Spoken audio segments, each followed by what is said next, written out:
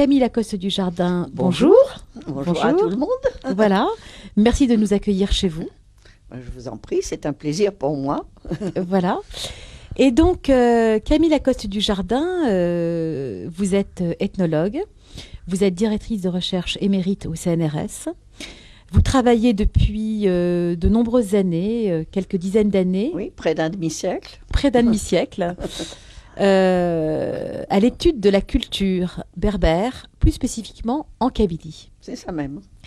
Alors, la première question que j'ai envie de vous poser, que peut-être beaucoup de personnes vous ont posée, c'est, vous êtes anthropologue, vous êtes ethnologue, pourquoi est-ce que vous avez choisi la Kabylie, la culture berbère? Vous auriez pu étudier les Papous en Nouvelle-Guinée, les Français de la banlieue parisienne, enfin, tout à fait. Qu'est-ce qui vous a séduit dans cette culture kabyle ou berbère? Et comment est-ce que vous avez débarqué en Algérie un beau jour? Mais ça a été évidemment, comme souvent, un concours de circonstances, mais il faut s'y adapter encore.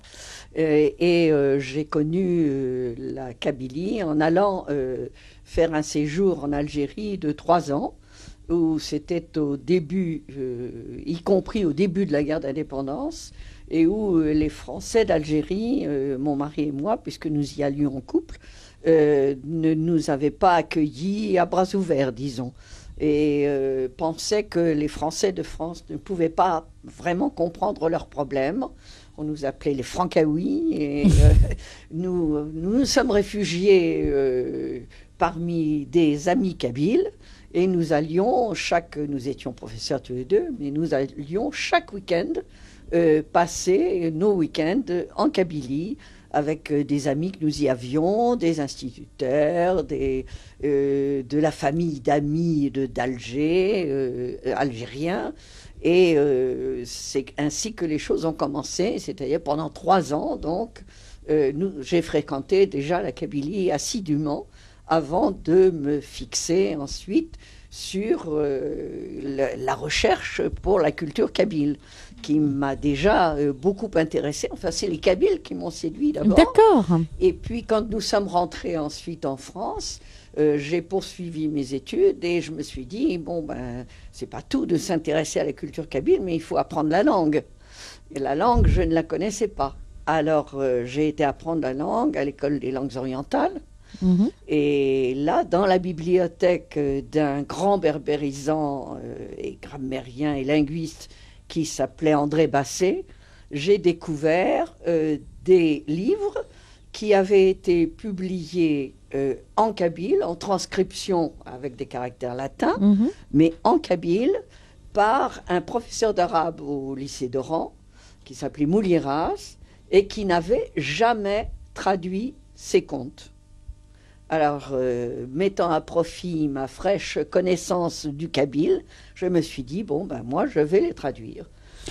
D'accord. Donc, finalement, tout a commencé par une histoire d'amitié. D'amitié avec des gens, d'amitié. Et puis, finalement, vous avez trouvé, en Kabylie, dans une époque très difficile de l'histoire d'Algérie, des individus qui ont fait abstraction de votre nationalité, finalement, et avec qui vous avez pu avoir des échanges d'être humain à être humain. Tout à fait. Exactement. Et... Tout à fait, avec la curiosité des femmes, pour une femme aussi qui se promenait ainsi en Kabylie. Je sais bien que j'étais toujours accompagnée de mon mari à l'époque. Mais ensuite, ça n'a plus été la même chose. J'étais seule et j'ai eu aucun problème de rapport avec... en Kabylie, avec les gens, avec les hommes et les femmes, avec qui je me suis toujours très bien entendue, même au point d'y être ensuite adoptée dans une famille dont le père, pour essayer de faire comprendre plutôt aux femmes qui étaient déjà un peu âgées, mais qui n'avaient jamais fréquenté l'école, qui ne parlaient pas du tout le français, qui je pouvais être, qui venaient chez eux pour essayer de faire comprendre comment on vivait en Kabylie, dans un village kabyle. Comme elle n'arrivait pas à comprendre que j'étais ethnologue, que je venais d'ailleurs, etc., il a fini par dire, mais c'est une fille que j'ai eue en France quand j'étais en France. Ça, c'est un peu le rêve de tout anthropologue, d'être vraiment totalement adopté. C'est merveilleux. Et c'est cela qui m'a donc ouvert les portes. Ouvert toutes les portes. en même temps que j'étais intégrée dans cette famille, mais donc, il fallait que je fasse attention aussi à respecter l'honneur de cette famille. Oui, oui, pour une jeune femme. Vous étiez déjà mariée à l'époque, de toute façon. J'étais déjà mariée, oui, et j'avais même 2 garçons.